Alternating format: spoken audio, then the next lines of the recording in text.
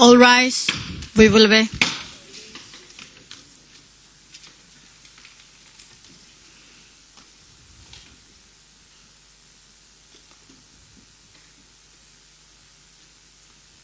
Please be seated. We're in open session, Your Honors. Thank you very much.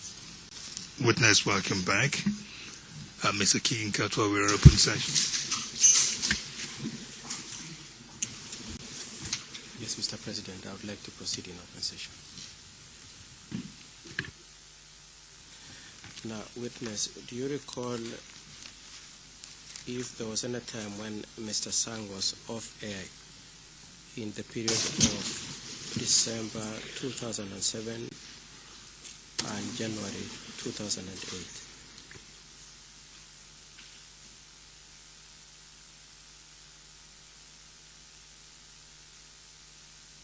Kumbuke.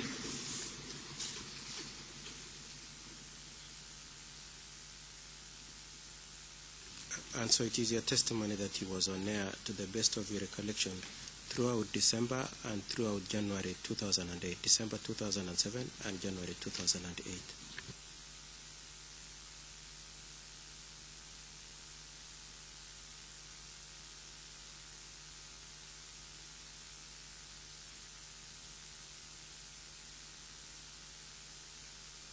Ndio.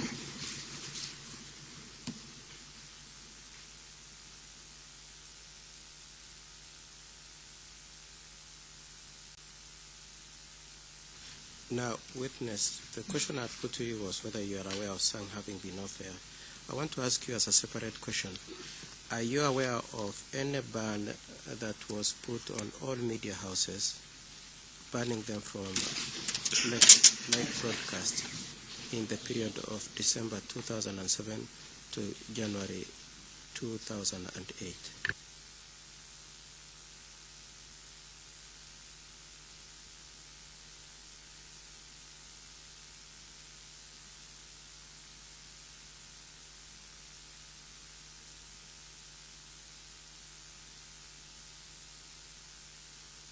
Aliendelea kutangaza. Sikumbuki hiyo.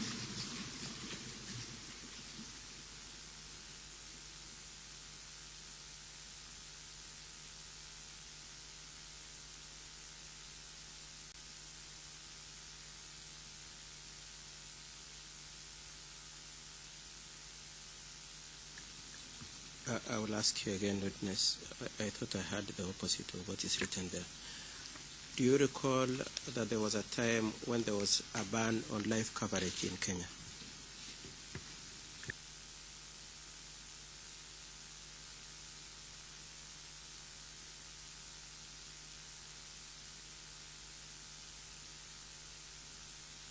Ndio.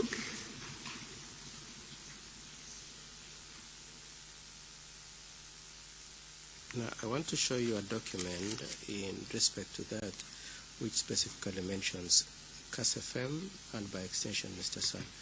Mr. President, I request to make reference to tab 3 on the large binder. And the reference is OTP-0046-0014, particularly at page 0022. With the permission of the court, I request to give the witness a hard copy. And Mr. President, for expediency, I had marked the part that I would like to refer to. I thought I should mention on record that I have marked the part that the witness is being shown.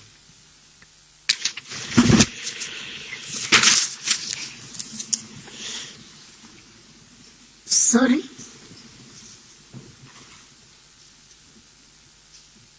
What are you looking at, Mr. King and Katwa? I will want to take the witness to page 0023, Your Honor, which makes reference to the footnote at page 0022, which makes a specific reference to Kass FM.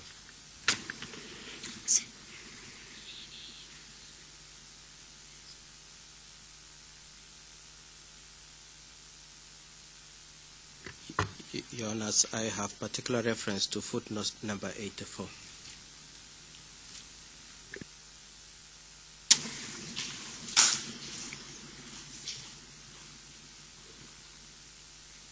Witness, can you see the part that is marked on the document you've just been given?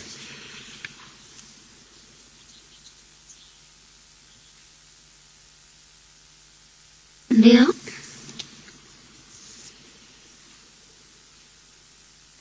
I will read it slowly in English, and then you will let me know if you can see that, then I'll ask you a question. It says this: CAS FM, which was closed down for 3 days by the government prior to referendum for supposed incitement, practiced a high level of self-censorship following government's ban on live media coverage imposed on 30th December 2007, when it switched to playing music and airing occasional recorded statements calling for calm. In turn, many listeners switched to alternative broadcasters such as BBC World Service. Can you see that, witness?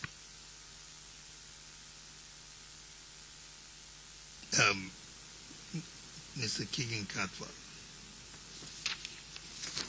why is this being put to this witness?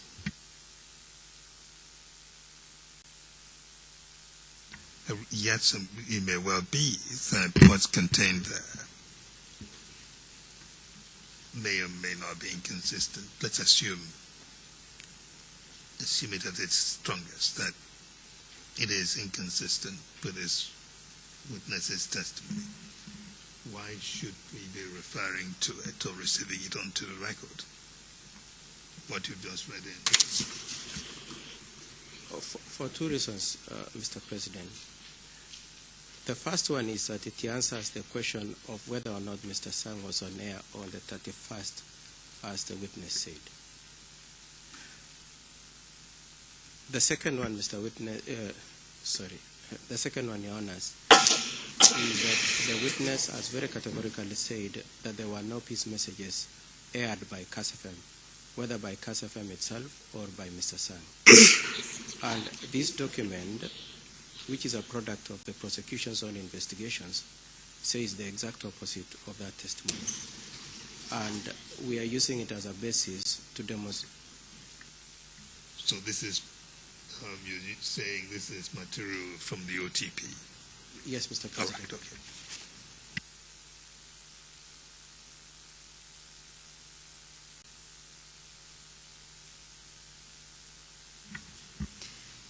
Sorry, Your Honour, on the basis of someone else's article, I'm not sure that, other than what the witness can testify that she herself understood or heard, it adds anything more to put the article rather than just simply state the proposition and ask whether or not she agrees with it. You may proceed. Okay. Thank you, Mr. President. Witness, the first thing I want you to confirm is that you can see that it is marked on that document that the ban was with effect from 30th December 2007. Can you see that, witness?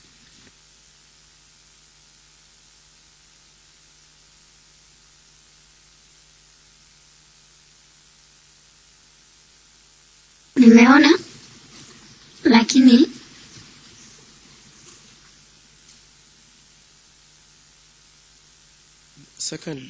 Secondly, witness, you will also confirm that it says that CAS FM switched to playing music and airing occasional recorded statements calling for calm. You can see that, witness.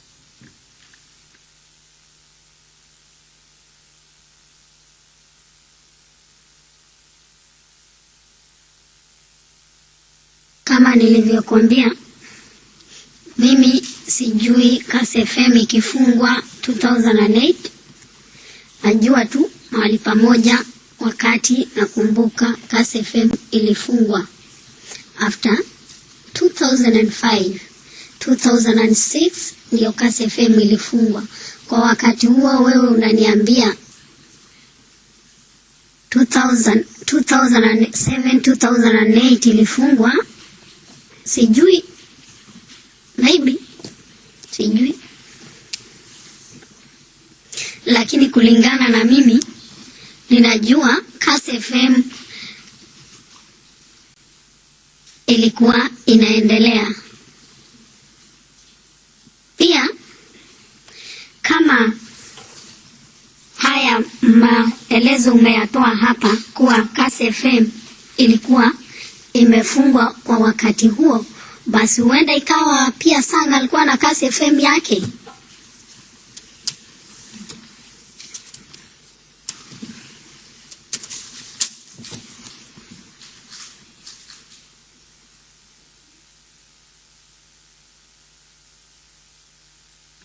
Now, witness, I want to play an audio that was aired on the 1st of January 2008.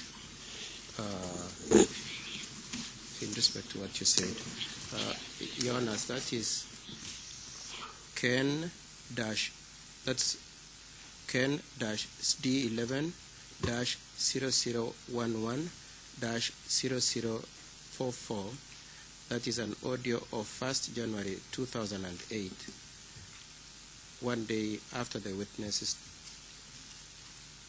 after the items that I just listed as being the items that the witness said Mr. Sang said on 31st December. Your Honor, that is in the second binder, the core binder, bundle tab number 9.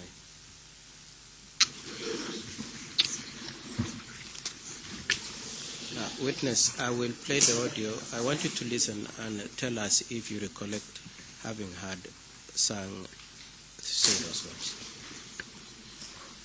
Did you say it's in the same binder? No, it is in the other binder, Mr. President. Tab number 9, the smaller binder.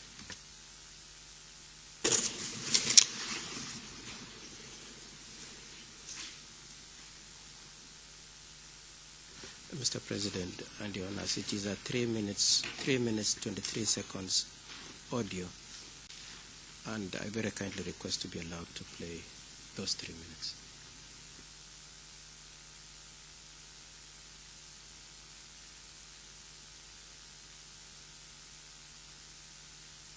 Uchamige gotap kwalenjin ngwitagalo mite embetu tabrani amejigi tugostoy gap kwalen. Witness, to that extent, can you recognize the voice that you heard?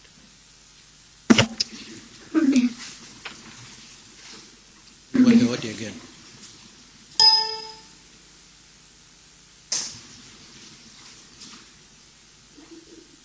Gotap kwalenjin ngwitagalo mite embetu tabrani amejigi tugostoy gap kwalenjin amuongolio tap kaliet ninota kurire metap Kenya kaliet rire chitukul kaliet rire lakwene. Witness, I wanted to inquire from you if you recognize the voice.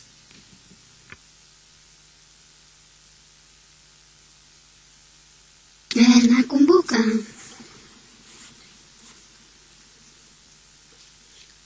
Ukisema sorry, rudia swali lako. Witness, I was asking you whether you recognize the voice of Mr. Sang. Do you?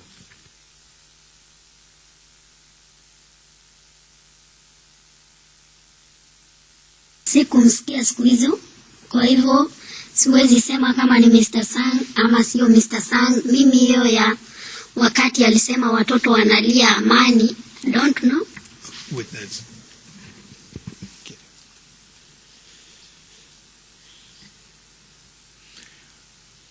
Witness, Mr. Keegan Katwa is asking you now, having listened now that we've all listened to a clip of the audio, is asking whether you recognize the voice who's speaking. Whose voice is it? Do you know?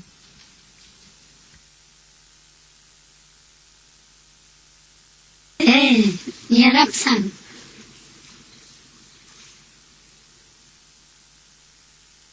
Okay, we'll just play the audio and then we'll see. rire chito neo kalyet, rire chepyoso kalyet, rire boyo kalyet, rire agui kalyet anan batiem, rire chitugul kalyet. Konyo ko kalenjin yebichi akobecheit mising kalyet komomi kiy nesirei. Kalyet komokyingei chitugul. Kalyet kokochin biik kwai boisionikwak. Kalyet kokochin chito kwai kit nemochei. Kalyet kokochin biik komeng'is eng tupchondit. Kalyet koribe biik maorokenso. Kalyet ko nemokyingei chitugul eng emetab Kenya eng kasari kimi. Kokobata ng'alekab lewenisiet, kalyet ko kit kora nemeche kerib eng biik tugul, eng chi age tugul nemi emetab Kenya neimuchi kwai kit age tugul nemanyolu eng nguni ama ribe kalyet anan iteweri kalyet, kemeche kesa kalyet kele kaikai achek tugul ongerib kalyet ko ki biikab Kenya, ongerib kalyet eng ui tugul imitei, kalyet nekemoche biik tugul chekakekas akot alak kele kabel biik kaniset nemi biik orit. Oyie kotab kolenjin ngot ko biikab kolenjin chekayai ng'alek cheu cho komanyolchin chi age tugul kipkosebei boisiet neu noto. Makibele lakwa, makibele chepyoso, makibele chi neo, amakibele chi nekakoume kotab Jehova ole kitorore Kiptayat. Kakoit chito yoto kokakwo kocheng Kiptayat kotuch inendet. Manyolu amanyolchin chi nesobei, manyolchin chi age tugul kwai boisiet neu no. Akesome kele kalyet, kalyet, kalyet, kaikai, kaikai, asome kele kalyet kobun Kass FM, kalyet nekemoche eng emetab Kenya, urib kalyet, chi age tugul korib kalyet, neran rib kalyet, boyo rib kalyet, chepyoso rib kalyet, ungiet sautik akeistoegei kit age tugul neimuchi kobut kalyet, neimuchi kong'em emenyo bo Kenya eng kasari kimi, kasarta notok nebichi mising kelen kalyet ko kit nemokyingei chitugul. Kou noto ameche kesom chitugul akosom chitugul chi nesobei kele kalyet nekemokyingei emet nguni eng ui tugul imitei, belset ak ng'emisiet ak borisiet komanyolchin chi age tugul nekiyae Jehova ing'em ak itelel sobondop chi age nekiyae Jehova. Oistoegei ki age tugul neng'eme kalyet, oistoegei age tugul neimuchi kocher biik kwai tuguk chemanyolu. Noto ko ng'oliot kobun Kass olen kaikai kot nyo, kaikai kotab kitwek, kutitab chego, ungerib kalyet, ungeistoegei ng'emisiet, ungeistoegei borisio age tugul neimuchi kwai chi kiplelutyo anan ko chi nesobei. Ungerib kalyet nguno agoi kalyet, kalyet konyo. Now, witness, could you confirm that the bottom line of that audio is to say that Sang was pleading for peace?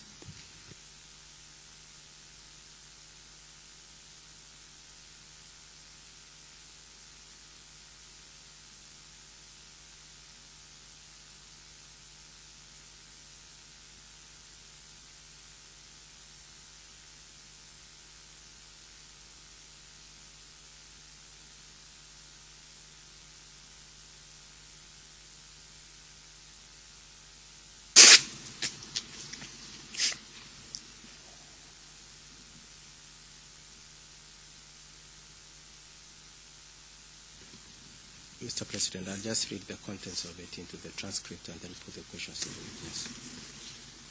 Witness, you said you understand Kalenjin, isn't it?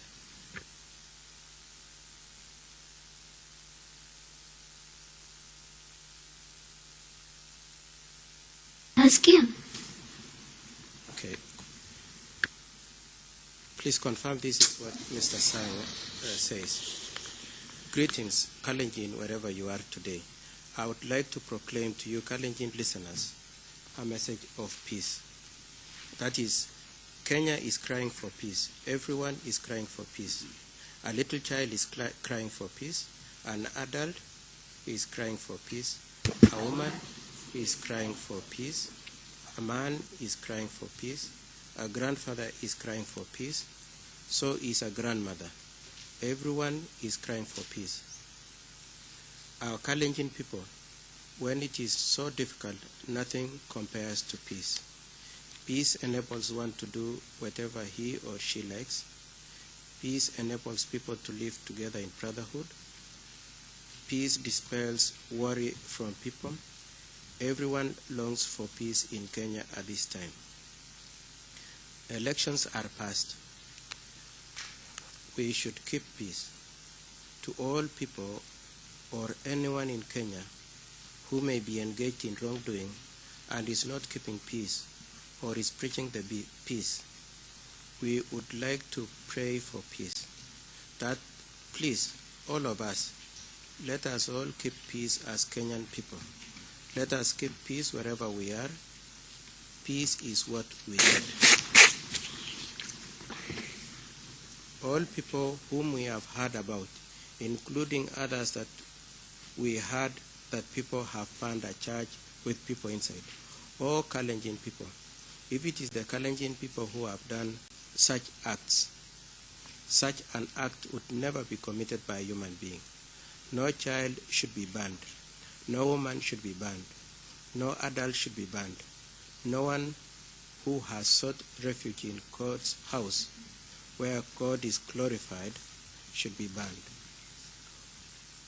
When a person has reached there, he has gone to seek the Lord to cover him. It is wrong. It is not befitting for any human being to engage in such an act. So we are pleading for peace. Peace, peace. Please, please, as CAS FM, we are appealing for peace. Peace is what we need in Kenya. Keep peace. Everyone should keep peace. Young person, keep peace. Old man, keep the peace. Old lady, keep the peace. Let us pray a lot and desist from anything that may break the peace, that may destroy our country, Kenya, during this time. We are sad that peace is what everyone wants. Therefore, I would like to beseech everyone alive, that peace is what the country needs. Wherever you are, burning, destruction, and killing should not be meted out on any person created by God. To destroy and cut short the life of a person created by God. Desist from any act that may destroy the peace. Refrain from any act that may incite to do evil. That is the message from CAS. That please, let us keep the peace. Let us refrain from destruction. Let us refrain from any killing that criminal or other person may execute. Let us keep the peace now and always. Peace, peace, our people. Now, witness, the first question I want to ask you is that is a fair translation of what you had in Kalenjin, isn't it?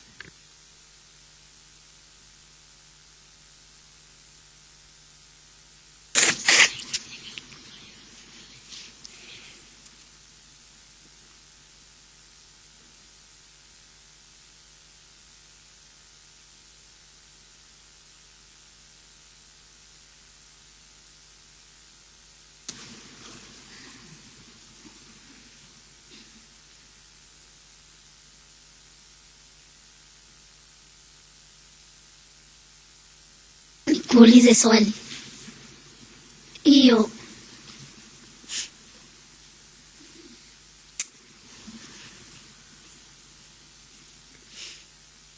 Hiyo kanda yako ilikuwa ni ya tarehe ngapi?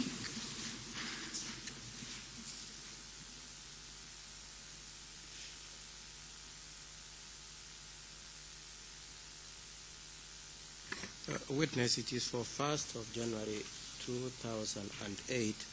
But please, if you could answer the question I've asked you. You confirm that is a fair translation of what you had in Kalenjin, a language that you say you understand.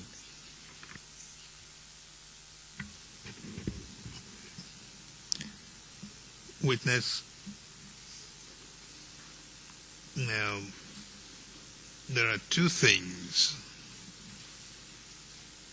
Yes, you have mentioned, you've asked the lawyer a question about the date. And that would be a fair question that you raised for the judges to keep in mind, and we are keeping it in mind. But regardless of whether or not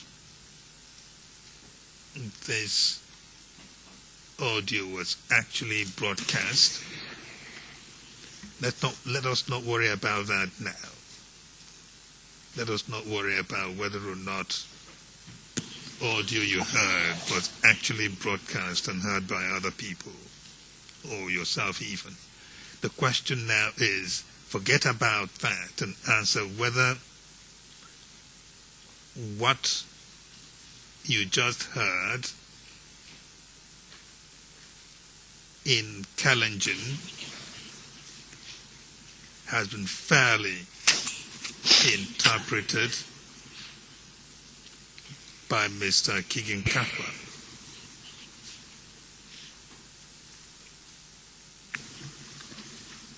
Nafikiria kuna sehemu wameacha kama sehemu ya kanisa, kuchoma watu kanisa, mahali umesema wanafaa kulaniwa au kuisema, sikuisikia. Na nimesikia kwa Kikalenjin.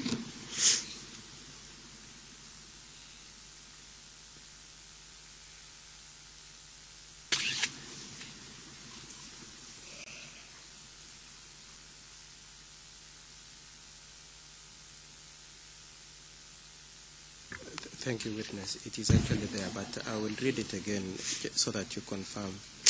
Mr. Kiginkatwa, maybe we may have to go back and take it in chunks, manageable chunks, as they appear to have been broken down in your document. So, is it possible? Can you manage that? So you can have the tape played up onto an indicated point of translation. You pause and then translate and have the witness react chunk by chunk. Yes, Mr. President. Only that it will take long and there are so many audios, but I can do it. Whether you want to play all the audios, it's your question, but once you've engaged the process, we need to do it correctly.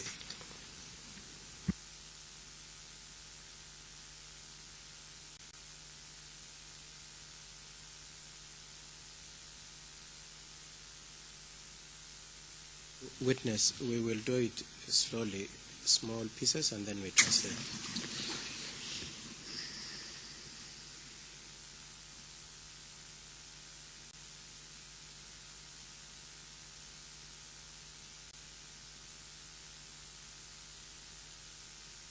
Uchamege gotab Kalenjin ngwito lomite embetu tabrani ameje kitu kostoy gab Kalenjin amuong aliotab kaliet linoto kurire metab Kenya kaliet rire chitugul kaliet rire lakwet nemingin kaliet rire chito neo kaliet rire chepyoso kaliet rire boyo kaliet rire agui kaliet anabatiem rire chitugul kaliet konyo Kalenjin yebichi akobejet mising kaliet kumomi ginisire kaliet kumokin.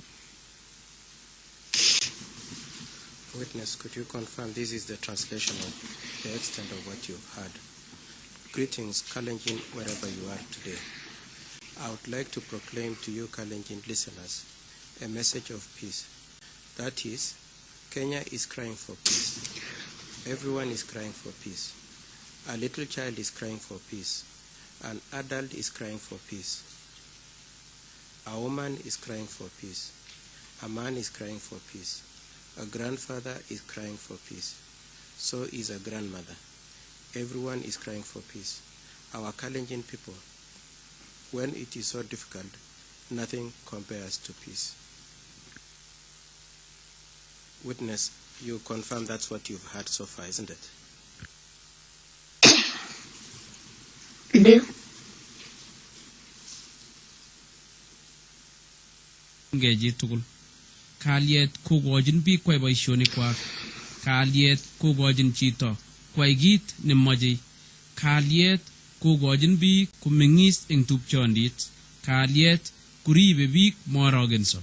Kalyet ko nemokyingei chi tugul eng emetab Kenya eng kasari kimi. Kokobata ng'alekab lewenisiet, kalyet ko kit kora nemoche kerib eng biik tugul, eng chi age tugul nemi emetab Kenya, neimuchi kwai kit age tugul nemonyolu eng nguni ama ribe kalyet anan iteweri kalyet, kemoche kesa kalyet kele kaikai achek tugul ongerib kalyet ko ki biikab Kenya, ongerib kalyet eng ui tugul imite kalyet nege. Witness, please confirm this is what you heard. Peace enables one to do whatever he or she likes. Peace enables people to live together in brotherhood. Peace dispels worry from people. Everyone longs for peace in Kenya at this time. Elections are fast. We should keep the peace. To all people or anyone in Kenya who may be engaged in wrongdoing and is not keeping peace or is breaching the peace, we would like to pray for peace, that please, all of us, let us keep peace as Kenyan people. Let us keep peace wherever we are. Peace is what we need. Witness, could you confirm that's what you've heard so far?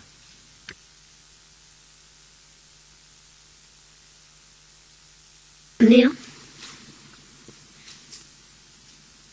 Moche biik tugul chekakekas akot alak kele kabel biik kaniset nemi biik orit oyie kotab kolenjin, ngot ko biikab kolenjin chekayai ng'alek cheucho komonyolchin chi age tugul kipkosebei boisiet neu noto.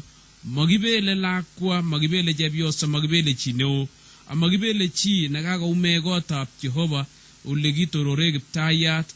Kakoit chito yoto kokakwo kocheng Kiptayat kotuch inendet. Manyolu amanyolchin chi nesobei, manyolchin chi age tugul kwai boisiet neu no, akesome kele kalyet, kalyet, kalyet, kaikai, kaikai, asome kele kalyet kobun Kass FM, kalyet nekemoche eng emetab Kenya. Witness, could you confirm, you had said you didn't hear the bit that relates to the church. I'll read to you the translation of the part that you heard.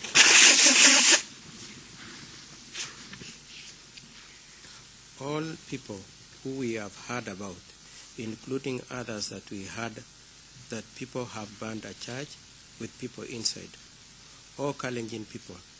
If it is the Kalenjin people who have done such acts, such an act should never be committed by a human being. No child should be burned. No woman should be burned. No adult should be burned. No one who has sought refuge in God's house, where the Lord is glorified, should be burned. When a person has reached there, he has gone to seek the Lord to cover him. It is wrong, and it is not befitting for any human being to engage in such an act. So we are pleading for peace, peace, please, as KSFM, we are appealing for peace. Witness, could you confirm that is what you heard in Kalenjin dialect?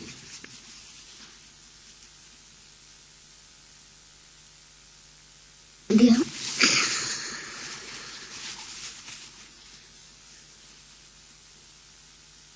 And witness, before we proceed, you mentioned the issue of the church.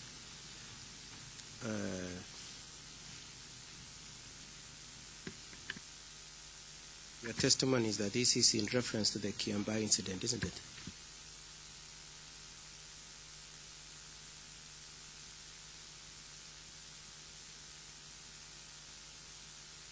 Sikutaka kuongea kuhusu neno la Kiambaa.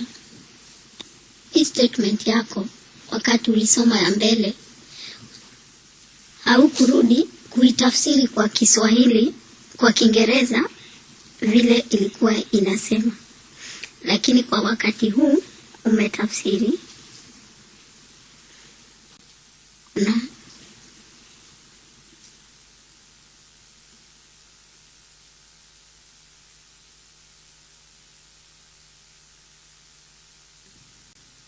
We will proceed, witness. I'd actually read it, you didn't hear. KASFM kalyet negemoche ngemetab Kenya urib kalyet, chi agetugul korib kalyet, neran rib kalyet, boyo rib kalyet, chepyoso rib kalyet, ungiet sautik ak keistoegei kit agetugul neimuchi kobut kalyet, neimuchi kongem emenyo bo Kenya eng kasari kimi kasarta notok nebichi mising kelen kalyet ko kit nemokyingei chitugul. Kou noto ameche kesom chitugul akosom chitugul chi nesobei kele kalyet nekemokyingei emet nguni. Witness, please confirm this is what you just heard. Peace is what we need in Kenya. Keep peace. Everyone should keep peace. Young person, keep peace. Old man, keep peace. Old lady, keep peace. Let us pray a lot and desist from anything that may break the peace, that may destroy our country, Kenya, during this time. We are sad that peace is what everyone wants. Therefore, I would like us to beseech everyone alive, that peace is what the country needs now. Witness, could you confirm that's a fair translation of what you heard?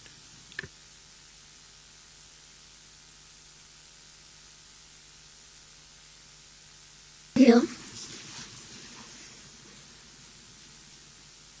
We'll proceed with it.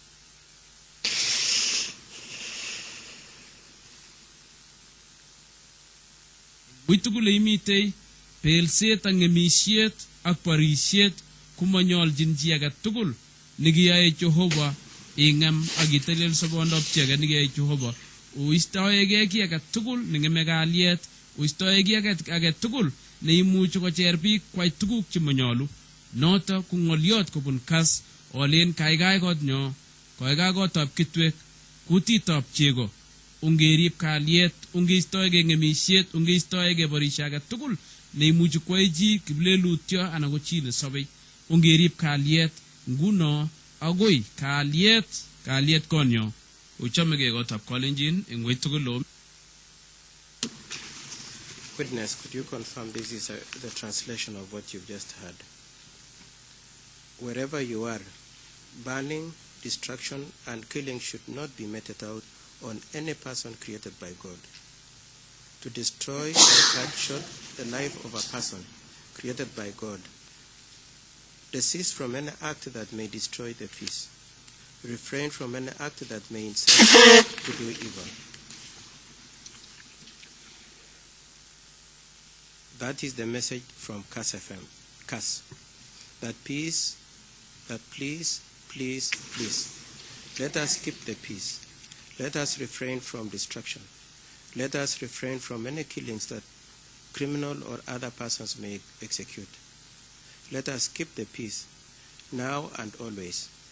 Peace, peace, our people. Witness, could you confirm that's what you heard?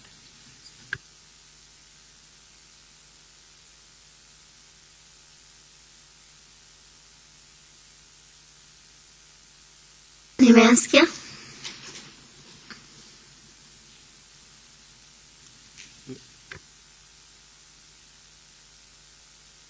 Mr. President, I would request that line 11 be corrected to state that, I'll read the whole sentence, wherever you are, burning, destruction, and killing should not be meted out on any person created by God, to destroy and cut short the life of a person created by God.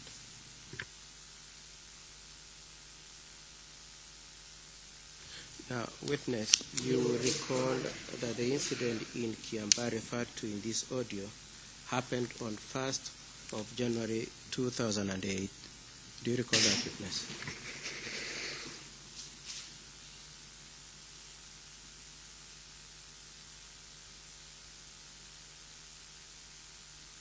Ndio.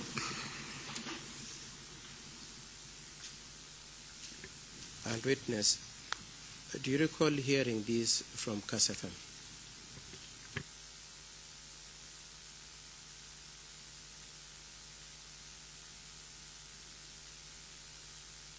Uliza.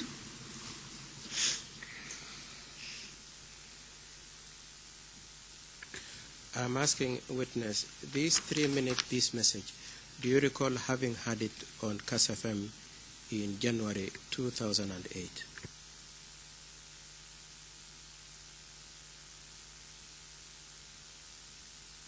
Sikusikia.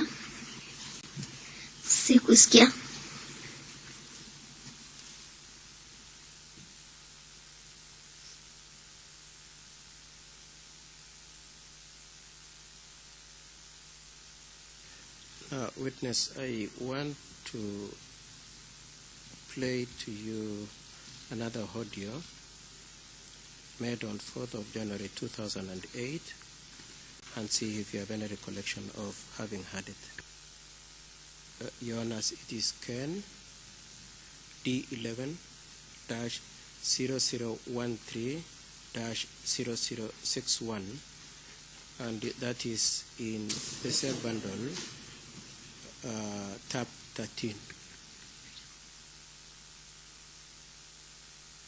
The translation is Ken D11-0014-0001. Did you say the same bundle? There is no tab 13. The small binder, Mr. President. Yeah, sure.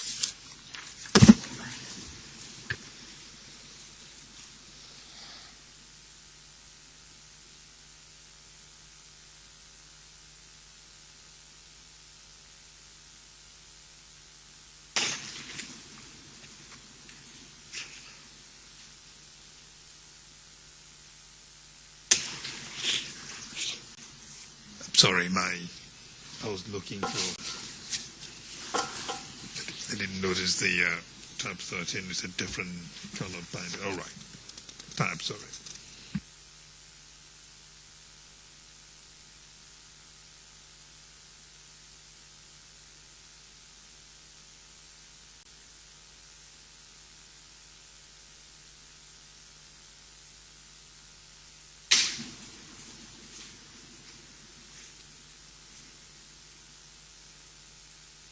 Chomege gotab Kolenjin ing wetugul lo mite lo ipchini tugonep CAS FM ni go Joshua Arap Sang olejino kityo kimi komye ing olep Nairobi kit kityo ne gomeje osom bikab Kolenjin kungoliot kora ne kasom rani kiboitinikab Jehova koboto kandoik kyok chebo bolotet ne noto kogendojin William Arap Ruto kole bikab Kolenjin ing wetugul lo mite oyat ortinwek tugul oyat ortinwek sikobit koityi amitwogik biik chemokyingei amitwogik oyat ortinwek sikobit kimut biik hospitali chotok chekonyor kaimutik alak tugul mi chepyosok chemeche kotebe korik akakobijit nguno lekimuchi keitita icheket hospitali oyat oret kora asikobit kwo chi nekameche kowechigei oyat oret asikobit kwai boisiet biik chebo Red Cross koityi biik chotok chekameche koipchi toretet ing amitwogik anan komut hospitali biik cheu chotok amitwogik kora ko tuguk chemokyingei chi tugul ako nguno komakomuchi amitwogik koityi soket kisome nguno oyat ortinwek sikobit koityi amitwogik chotok soket konyorchigei biik amitwogik mi biik chechang chetindoi boisionik che nguni kokekerta sang maimuch kora koityi boisionikwak eng oret agenge komong'u kole icheket kobendi kobeti boisionikwak amu tomo koit boisiet eng kasarta nemakat ko kounotok meche kesom eng kaming'inetabkei eng chitugul witugul mitei kele oyat oret age tugul nekerat ako metochi biik chotok chetindoi toretet chekameche koityi biik toretet age tugul koityi icheket kora kosom kandoikab kanisa ak kandoikab bolotet chotok kole kora keistoegei chemarget age tugul neimuch kong'em kalyet ing nguni amu kikere kele kokoityi ng'emisiet komoswek chechang ako ngachangan ko kora kokowekchigei biik kowekchigei ichegei eng ichegei kirotin ortinwek kiyoche biik rabinik sikobit kwo karit nekimuchi kotoret chi kokobijit mising sobet eng komoswek chechang ko kiyoto kityo nekelen ongeyat oret oyat ortinwek witugul omitei alemwokse kora koistogei biik eng ortinwek amu chang ng'alek chetesetai nguni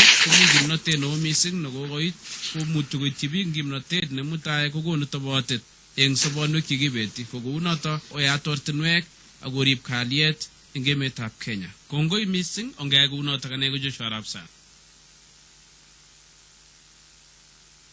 Witness, would you confirm that that is the voice of Mr. Sang? Ndio. Now, witness, I will read what you just heard in Kalenjin, and then you will. I'll ask you a few questions. Greetings, Kalenjin people, wherever you are tuned in to Kass FM. This is Joshua Arab Sang saying we are well here in Nairobi. What I would like to appeal to our Kalenjin people is the matter that court's servants already requested, along with political leaders led by William Ruto, that all Kalenjin people, wherever you are, please open roads. Do you want to say something, witness? Rudi nyuma kidogo.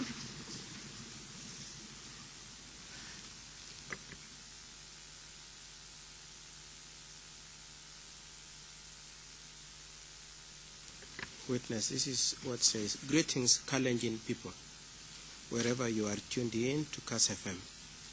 This is Joshua Arab Sang saying we are well here in Nairobi. What I would like to appeal to you Kalenjin people is the matter that court servants already requested, along with political leaders led by William Ruto, that all Kalenjin people, wherever you are, please open roads. Open roads so that food may... Mr. King Katwa, right, what is the point of this particular exercise? Is that something you can put to the witness? It's a general proposition arising from the audio before we see how we proceed. I realized the last time as you read the whole translation, put it to the witness, and when we didn't get anywhere, we went back instead of doing the piece by piece. We don't have to do it exactly in that way. It will be, if we know where we're going, then we will decide to proceed with the chunk by chunk reading to begin with, as opposed to going through the end and coming back to read segment by segment. Mr. President, I could read what has already been played in Kalenjin and then ask the witness if it's a clear translation. Then ask two questions on it. Yeah, but if you do that and the witness, again, could not, after receiving a big load of translation, if she could not respond to the fairness of the translation, then we go back and start again. You know what the central message of the audio you've played says and what point you want to make. Are you able to make that point? Put it to the witness, we get our reaction, and then see if we need to go back and take each translation one at a time. Witness, could you confirm that the totality of that message is that Joshua Sang was pleading with people that they please open roads?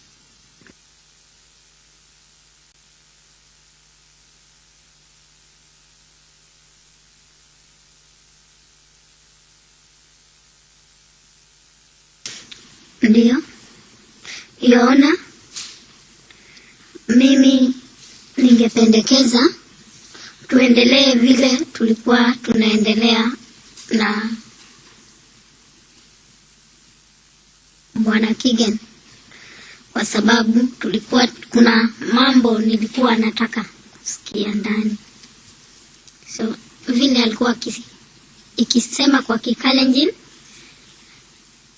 anafanya vizuri kwa sababu naelewa.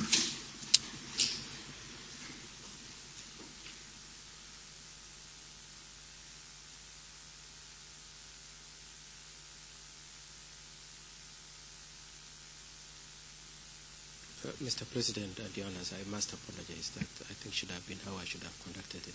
If I could do it, and I will be conscious of all that in the next audio. Yes, that's what I was thinking how we should proceed.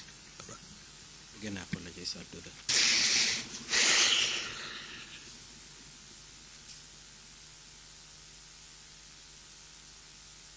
So we have half an hour to go to lunch break time. So we go back and start again with segment by segment translation or interpretation.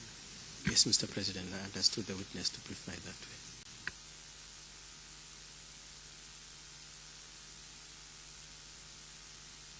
Chamege got up Kalenjin in Witugu Lomite, Loipchini to go nep Cass FM, Nigo Joshua Arab Sang, or Legino Togimigo me and Golep Nairobi.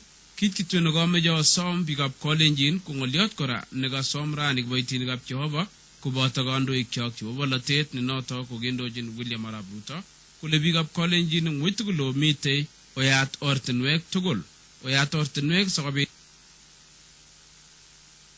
Witness, you confirm this is what you've heard so far. Greetings, Kalenjin people, wherever you are tuned in to Cass FM. This is Joshua Arab Sang saying we are well here in Nairobi. What I would like to appeal to our Kalenjin people is that the matter that court's servants already requested, along with political leaders led by William Ruto, that all Kalenjin people, wherever you are, please open roads.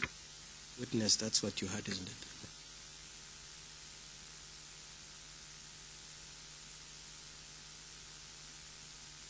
Ndio.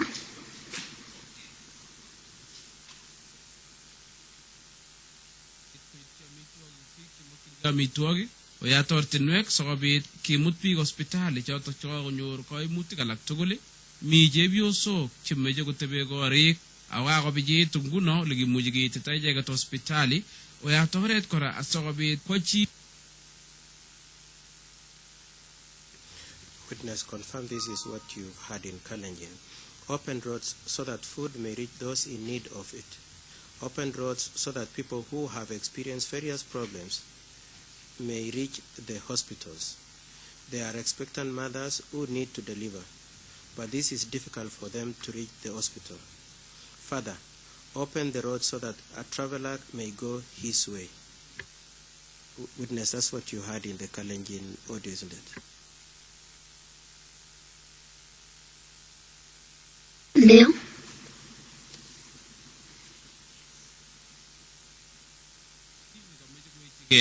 Oyat oret asikobit kwai boisiet biik chebo Red Cross koityi biik chotok chekameche koipchi toretet eng amitwogik anan komut hospitali biik cheu chotok. Amitwogik kora ko tuguk chemokyingei chi tugul ako nguno komakomuchi amitwogik koityi soket. Kisome nguno Oyat ortinwek sikobit koityi amitwogik chotok soket konyorchigei. Witness, this is what the translation. Open the road so that the Red Cross workers may reach the people who are in need of humanitarian assistance, such as food or taking such people to hospital. Also, food is a basic need for everyone, but now it cannot reach the market. We appeal that you open roads so that those foods may reach the market, that people may gain access to food. Witness, you confirm that's what you've just heard, isn't it?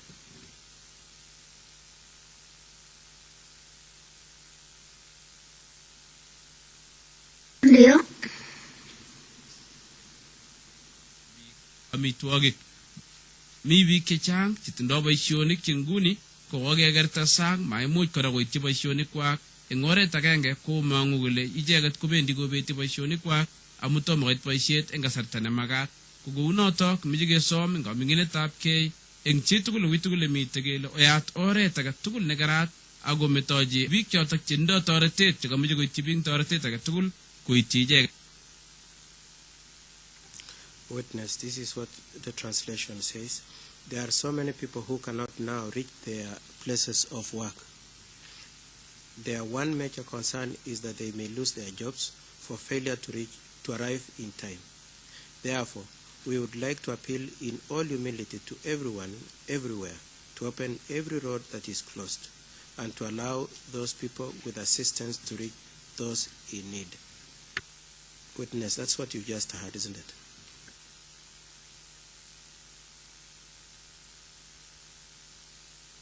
Nimesikia.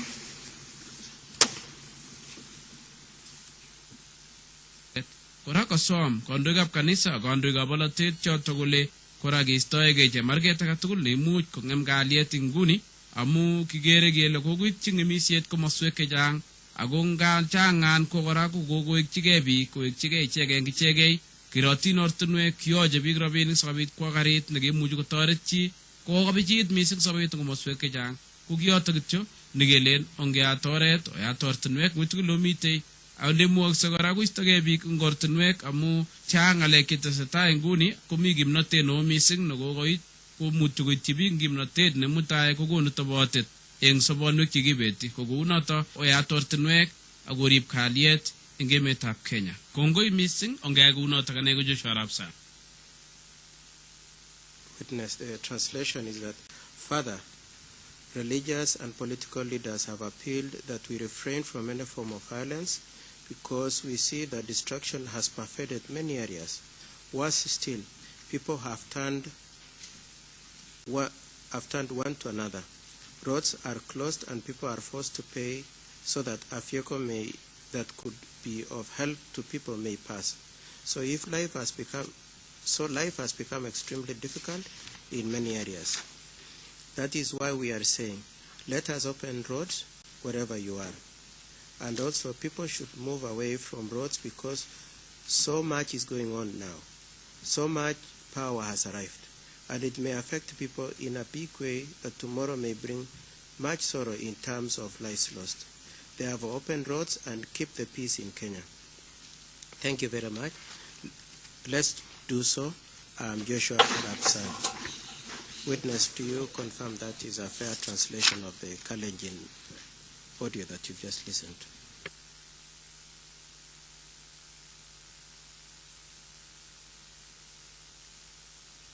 Ndio.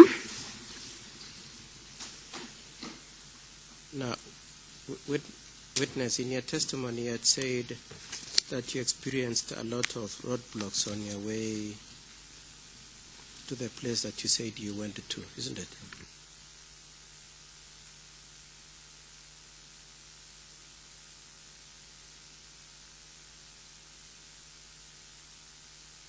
Ndio.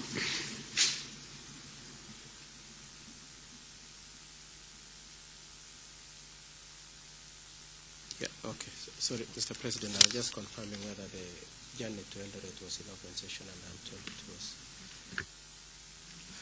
Witness.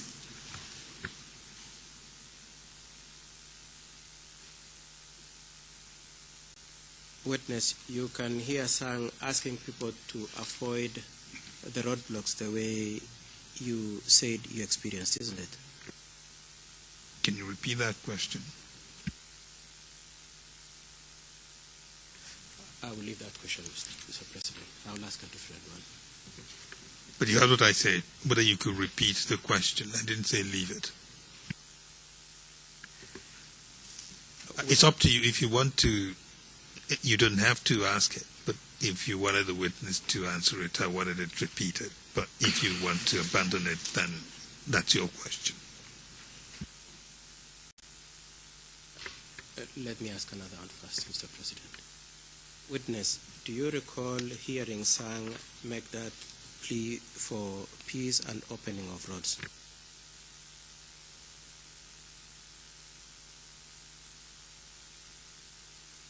Kwa hii video yako.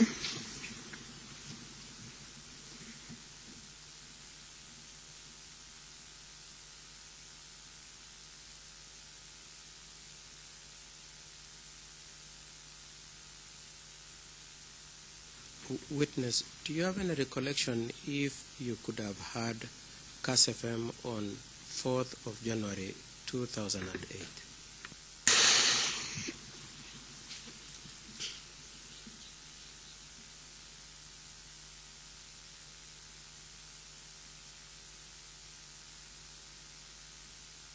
Sikufuata CAS FM tarehe 4 tarehe 4 nilikuwa kwa ukimbizi, sikufuata.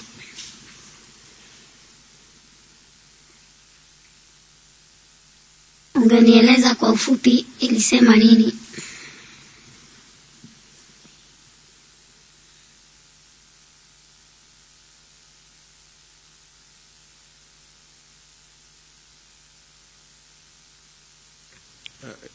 Broadcast what you just had witness. What of 1st of January 2008 witness? Did you listen to CAS FM broadcast?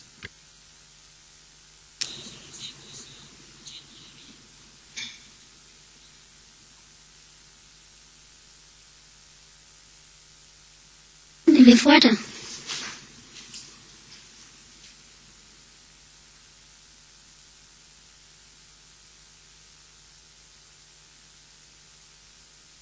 No. Tarehe 1. No.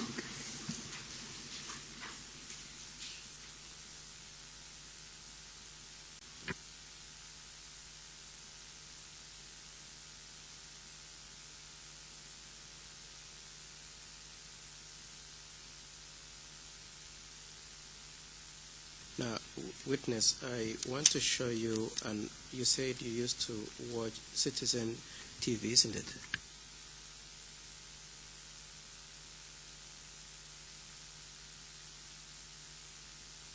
Ndio.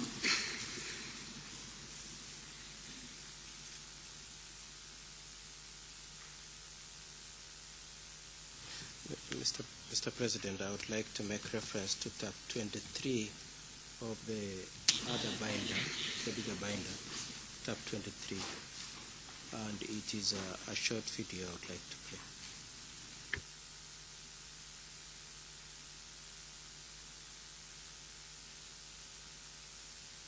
Your Honors, the video is Ken OTP 0048-0094, and the transcript is Ken OTP 0054-0119.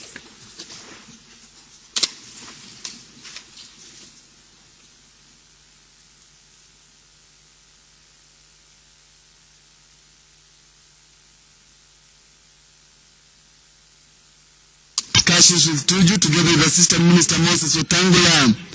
This comes in the background of skirmishes related to the just concluded general election. The ambassadors expressed concern over security situation in the country and the electoral malpractices. We would assure you that that is our way forward to reach out. Now President Kibaki and this government is a government for all of Kenya. It is not about PNU, it's not about ODM, it's not about ODM Kenya, it's about all Kenyans. They asked the government to seek reconciliation with its rivals over the elections. As a government and as a country, President Kibaki is reaching out very sincerely to the members of, the other members of parliament from the other parties, and is reaching out to ODM and ODM Kenya because he understands the pain of losing an election so closely. He said President Mwai Kibaki's government was out to reconcile with other political parties. Tuju also condemned what he called hate mail being circulated in the country. It is pointless to send this kind of hate mail. Some of them are atrocious, and I think that I don't want to repeat them, because if I repeat them, it will be giving publicity to something which has gone out in terms of hate mail, but I can show you some of them when this is over. In a statement faxed to newsrooms, the U.S. ambassador said despite some electoral malpractices such as tampering of votes, there was need for those affected to pursue legal options for the sake of national security. Daniel Kori, Citizen News, Nairobi. Must be a country. No, we don't want megaphone diplomacy. We are doing quiet diplomacy of talking to our colleagues. We cannot go on the rostrum and say we have talked to so and so, we have said this, we have said that. We are engaged in quiet outreach. The government says it is unfortunate that Kenyans experienced violence and wanton destruction of property after participating in a peaceful election process. Tofauti ambazo tunaweza kuwa nazo juu ya uchaguzi zisifikie ya kwamba tutauana jirani kwa jirani, kwa sababu hakuna mtu ambaye ataondoka katika taifa letu. Tutakuwa tunaishi hapa. Naomba kwa heshima tukubaliane ya kwamba tofauti zetu hazitasuluhishwa na panga, hazitasuluhishwa na kuua ndugu yako na jirani yako, hazitasuluhishwa na kuchoma nyumba ya jirani yako. Itasuluhishwa tu tukikubali ya kwamba kama Wakenya tofauti zetu tutazimaliza kwa njia ya kujadiliana na kuongea pamoja. Wetangula asked those aggrieved about the election results to pursue their grievances in court, saying the directive was given yesterday by Internal Security Minister John Mishuki, arguing that he was out to avert further chaos in the country through the broadcast of inciting messages. However, the move has been largely challenged. The order is impractical and cannot be implemented within the realities of our operations. This order undermines the democratic gains that this country has made. We feel that this order is an overreaction by the minister, considering that the media has upheld professional standards in the coverage of the elections. The media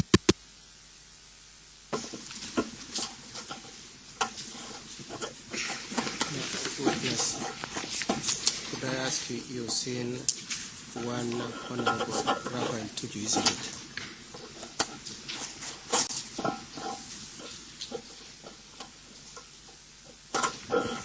Can you spell that for the record? Raphael is R-A-P-H-A.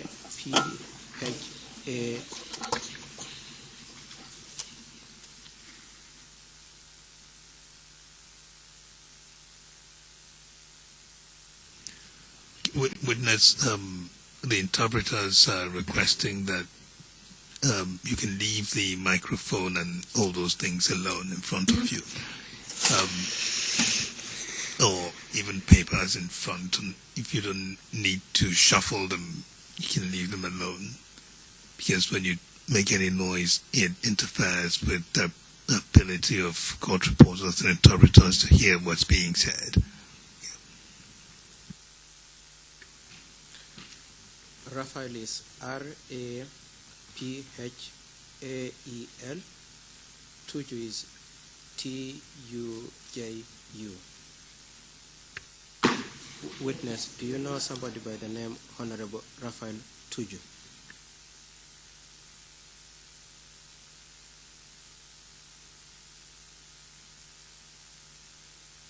Namjua kwa kumsikia.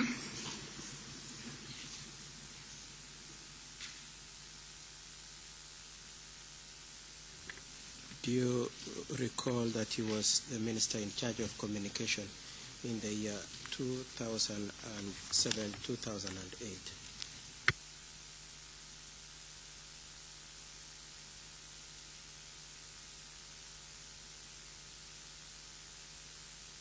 Hata sijui.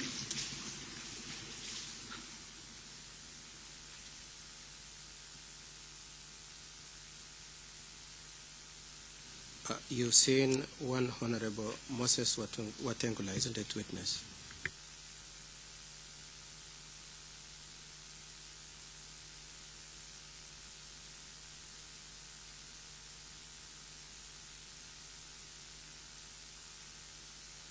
I will give the spelling if that will assist the witness. Moses is M-O-S-E-S and Wetangula is W-E-T-A-N-G-U-L-A.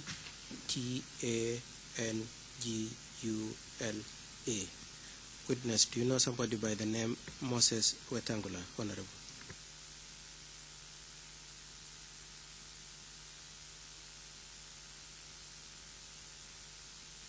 Moses Wetangula ndiyo namjua kumsikia.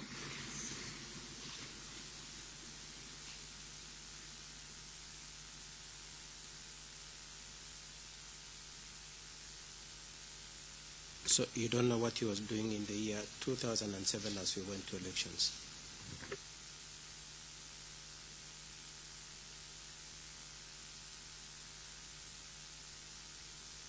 namjua Moses Wetangula akiwa wa Foreign Affairs, lakini mimi sijui alikuwa mwaka gani, lakini nakumbuka alikuwa wa Foreign Affairs.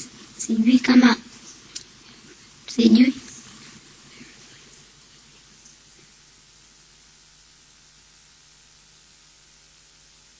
Witness, you also saw one Honorable Uhuru Kenyatta, isn't it?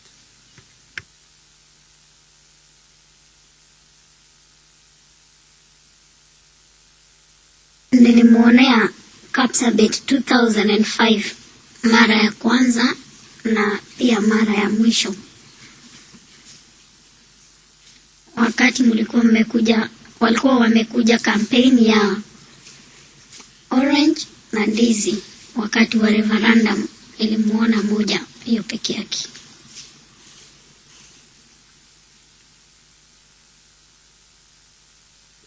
What?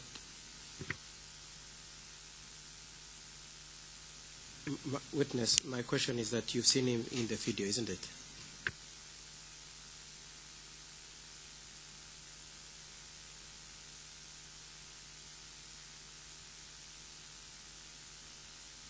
Nataka kukuambia ulizo lako. Witness, just listen. No, ulizo lako unalisukuma ni kama mambo ya kitambo. Uliwahi muona? Instead uniulize umemuona. Kuna mambo tofauti mawili hapa. Uliwahi muona? Umemuona. Sasa ni gani yako? Kwa sababu hata Moses Wetangula nimekupatia wrong answer. Rafael Tuju nimekupatia wrong answer. Okay.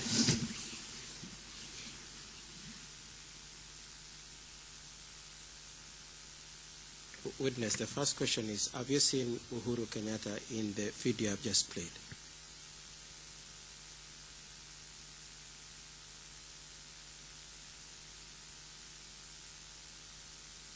Ndio.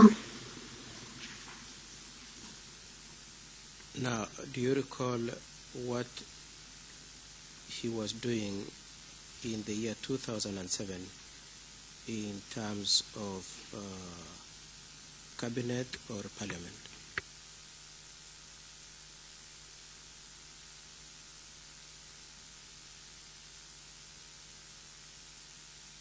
Ndio. Alikuwa sikumbuki, lakini nakumbuka alikuwa chairman wa KANU by that time.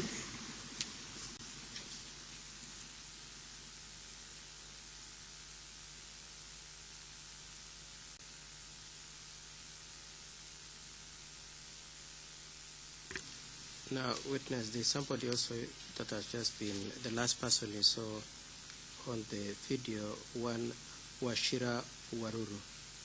Do you know him?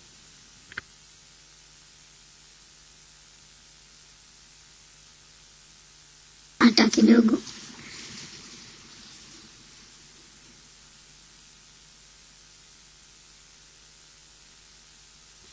Now, witness, what was playing before I stopped with the video was a statement. You, Mr. Kinkato, you must spell Wachira Waruru for the record. Wachira is Wachira,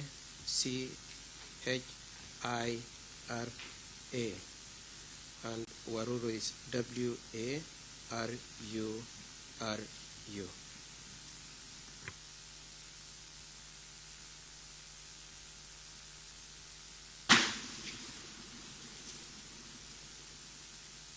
Now, witness, did you know somebody by the name John Michuki?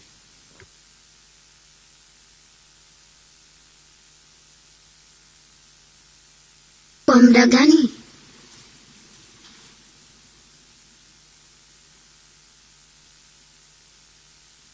Uh, 2007, witness.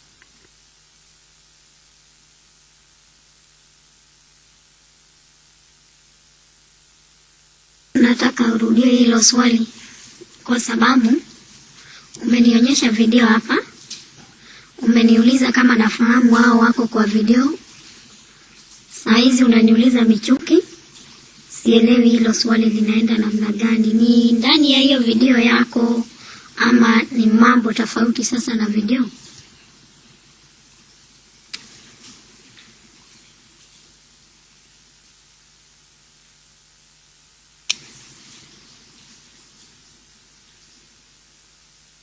Witness, John Michuki is mentioned in the video, but he's not shown in the video.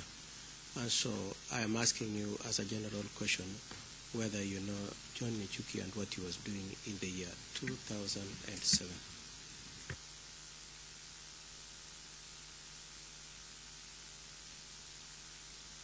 Nafikiri alikuwa anafanya na internal security kama sikosei. Yeah, internal security ama alikuwa kwa kitu kama internal no. Yes, internal security kama sijasahau.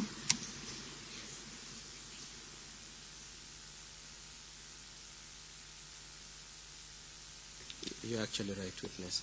Now, so the Michuki, the spelling we see in line 12 is the same at line 1, isn't it? That's correct. All right. Yeah.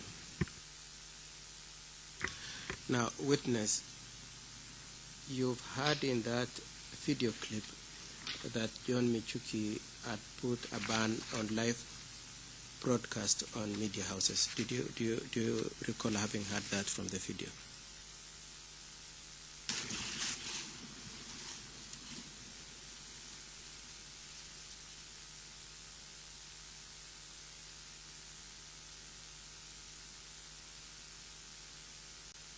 Sielewi hiyo swali.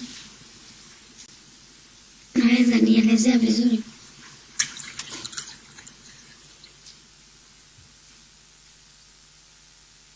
Witness, I want to play for you again the video. I want you to listen if you can hear the name of Michuki and if you can hear anything about ban on media, live coverage.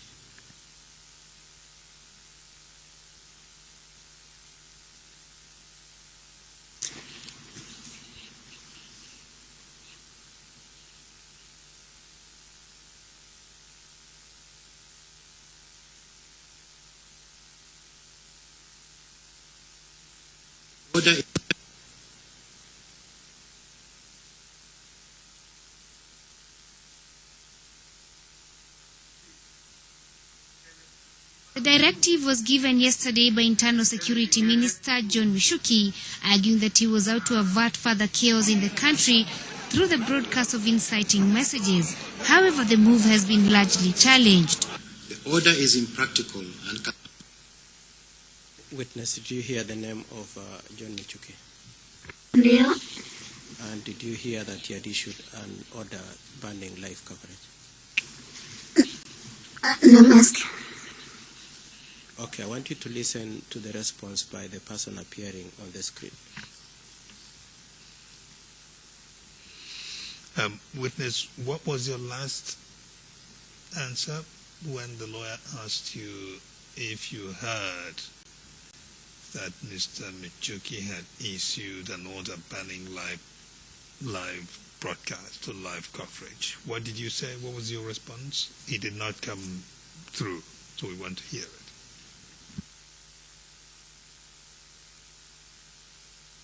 Sikusikia mimi.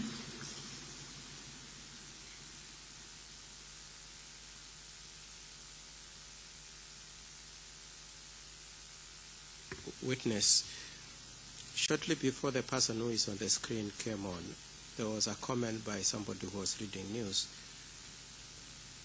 And what I'm asking is whether you heard that voice indicating that John Michuki had issued an order, and the order was to ban live coverage. I was asking you whether you heard that.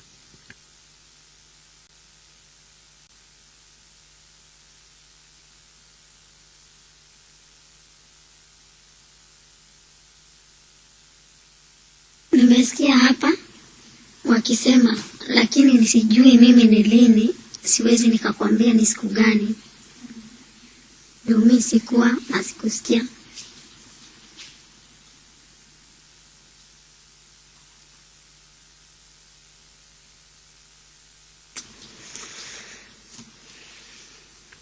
Okay, witness.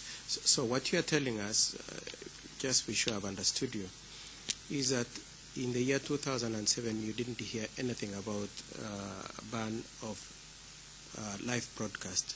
You've heard it for the first time in this court. Is that what you're saying, witness?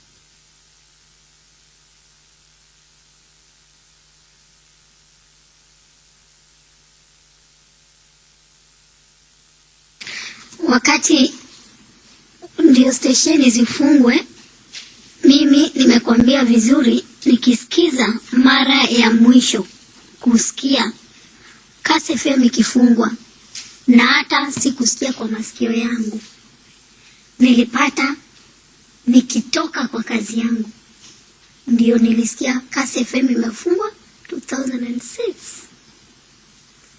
Ya pili, haya mambo unaongea ya unanionyesha hii mi video, tuwezi kupelekana na wewe kwa sababu mi sijui uliproduce hii siku gani, hata sijui.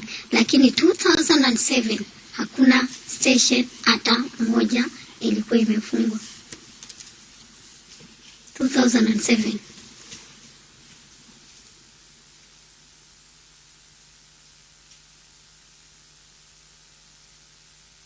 Okay, I'll play on the audio, witness, and then we see. 1 second. Witness, you've mentioned 2 years. One was 2006. I don't know whether that's what we heard from the interpretation. And another one, 2007, in relation to broadcast or banning broadcast.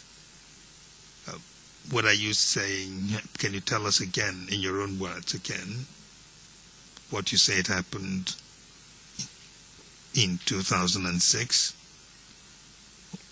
which may or may not have happened in 2007?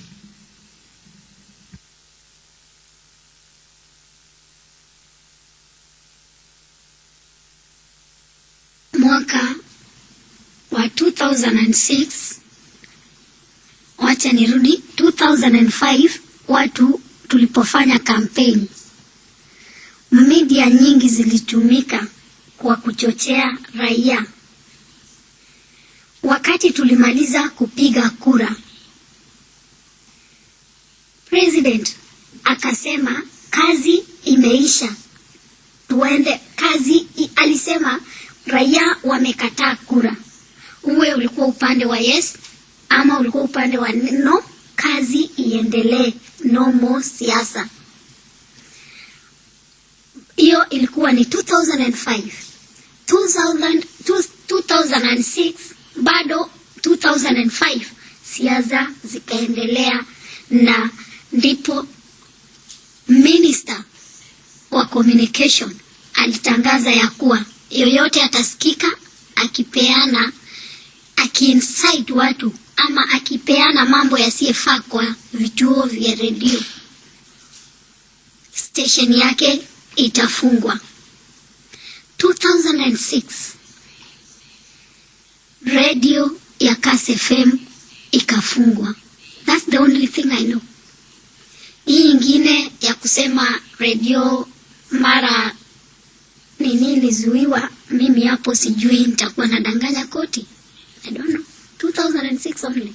Lakini 2007 hakuna media mimi nilisikia imefungwa, kwa sababu hata hii video unanionyesha hapa ni baada ya watu kupigana, which is 2008 there. So 2007, I don't know. Hii video yenye uko naye hapa, it's 2008. Yeah, tukiwa showground.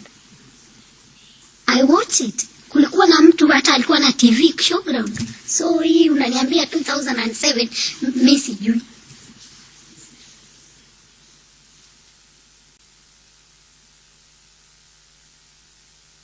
All right.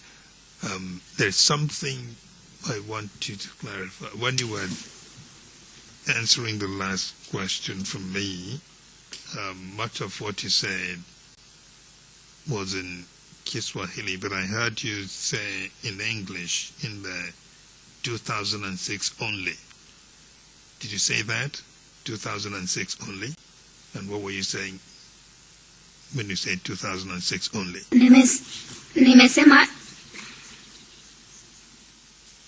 Nimesema 2006 peke yake ndio niliona na macho yangu na nikasikia na masikio yangu Kass FM imefungwa. Na haikuchukua muda kwa sababu wakati huo president alikuwa anatoka Kipsamoite kupeana title. Kulikuwa na vita kati ya Waluya na Wakalenjin. Kipsamoite past Kurugu. Na mimi nilikuwa natoka Eldoret. Ndio wale wa mama tulikuwa nao ndani ya gari wakasema, ambie huyo mjinga yenyu, that stupid man, afungue station ya Kass. So me 2017.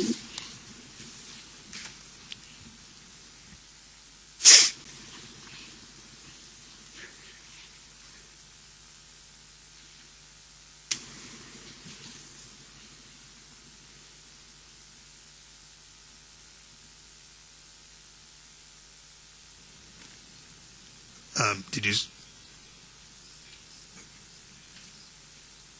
All right. Mr. Kiginkazo, let's leave it there and take it up at 2:30.